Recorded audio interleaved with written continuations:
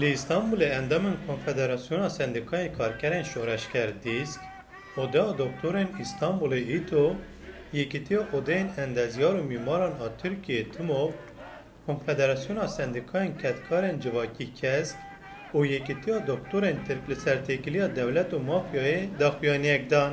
Di daxuyaniyê de rêxistinên pişeyî diyar kirin ku ji bo ku hesab ji têkiliyên qirêjiyên mafya û hikûmetê were pirsî, ew ên têkoşîna xwe mezin bikin û her wiha rêxistinan bank li hikûmeta Tirkiyeyê kirin da ku îstîfa bike.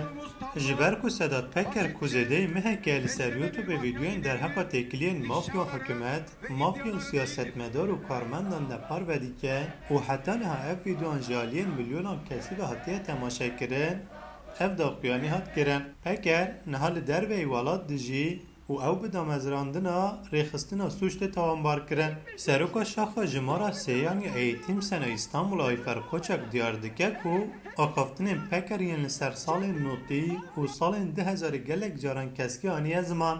Bu sadece bir itiraf olmuyor. Taybetmendî axiftinên Sedat Peker tinê mikor hatinin.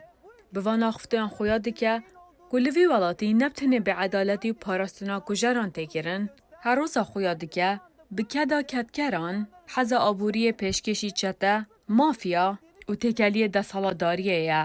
Serokê Giştiyê Devya Pîş Özgür Karabulû ji tîne ziman û dixwaze ku axaftinên Peker cidî werin standin û gavên pêwîst jî werin avêtin.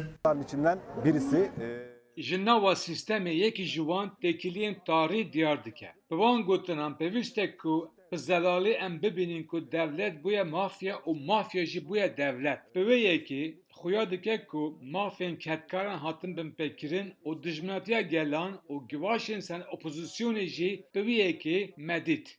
Hêjeyî gotiniye ku Serokê Tirkiye Recep Tayyip Erdoğan ji li ser îdayên Peker axivî bû û wî îdayên gendelî û tawanên dijî hikûmeta xwe red kirî bû û armanca vîdyoan ji wek zirardayîna Tirkiye anibû ziman. Membotanî, Deng Amerîka, İstanbul.